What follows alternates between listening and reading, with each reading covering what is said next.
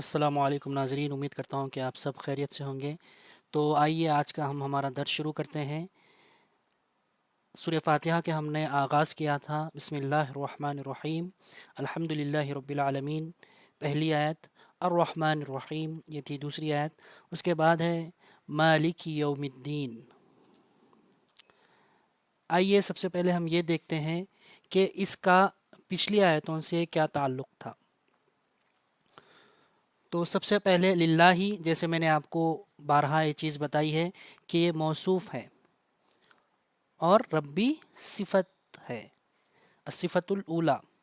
अर्रहमानी अस्सिफ़त अस्सानिया और अर्रहीमी अस्सिफ़तुस सालिसा। इसके बाद बताइए क्या होगा। हाँ, यकीनन इसके बाद है अस्सिफ़त अर्राबिआ। मालिकी, ये चौथी सिफत है लिल्लाही की। इस चीज़ को बार बार बताने का मकसद और दोहराने का मकसद ये है कि इस पर जो एराब आ रहा है वो मौसूफ़ का एराब है, यानी मौसूफ़ पर जर आ रहा है तो वही एराब सिफत को लगेगा, चाहे सिफत एक हो, दो हो, तीन, चार या इससे ज़्यादा। इन तमाम का एराब वही होगा जो मौसूफ़ का होगा। ठीक है, तो मौसूफ़ पर जर आया है, यानी उस पर आपको उसकी अलामत कसरा नज़र आ रही है, इसीलिए तमाम उसके बाद जितने अस्मा आ रहे हैं उन तमाम को ज़ेर लग रहा है। रब्बी, अर्रहमानी, अर्रहीमी, मालिकी, इस तरह।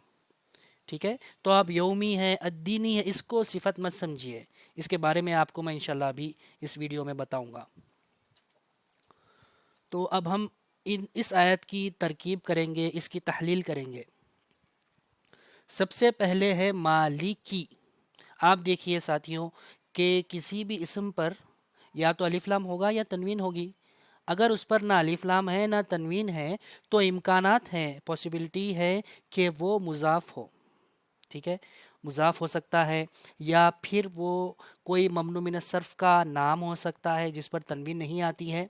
बहरहाल ये तमाम हिंट्स हैं जिससे आप पहचान सकते हैं कि जुमले में क्या बन के आ रहा है। तो यहाँ पर मालिकी मुज़ाफ़ है, मालिकी मुज़ाफ़ है, मुज़ाफ़ होने की वजह से इस पर तनवीन नहीं आ रही है। जब वो मुज़ाफ़ है तो ज़ाहिर बात है कि इसके बाद आने वाला इसम मुज़ाफ़ इलैही होगा, मुज़ाफ़ और मुज़ाफ़ इलैह। अब आप देखिए मुज़ाफ़ मुज़ाफ़ इलैह को किस तरह पहचानते हैं, इसकी एक मुकम्मल तफसीली हमारी वीडियो है जिसका लिंक इंशाअल्लाह मैं डिस्क्रिप्शन में डाल दूँगा, आप उसको ज़रूर मुलाज़ा फ़रमाइए। मुज़ाफ़ और मुज़ाफ़ इलैह के दरमियान का की के का तर्जुमा आता है उर्दू ज़बान में। अब आप देखिए मालिकी यौमी, दिन का मालिक, दिन का मालिक। जैसे मालिकुल बैती, घर का मालिक। ठीक है, मालिकुल बैती।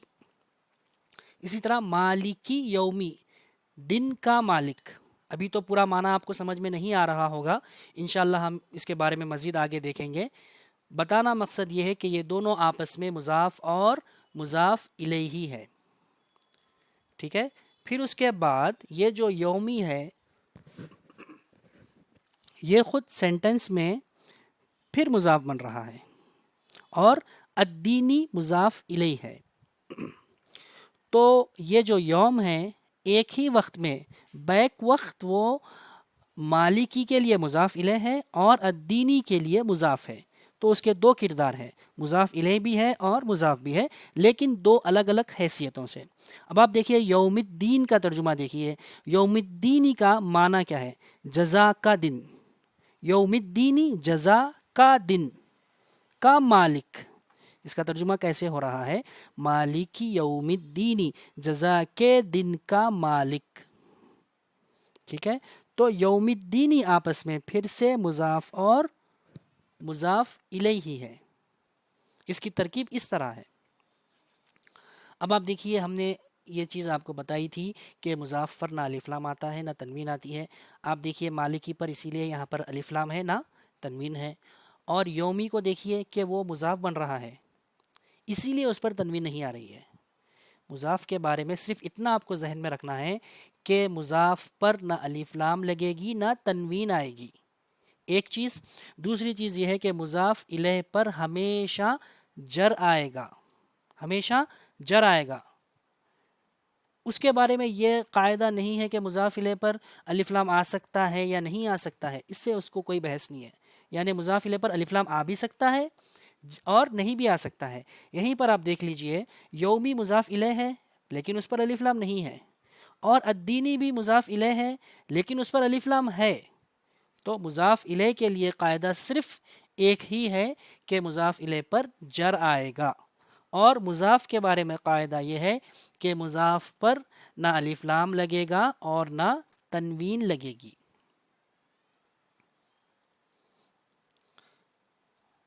آئیے اس کے بعد ہم دیکھتے ہیں کہ اس کے اصلی حروف کیا ہیں۔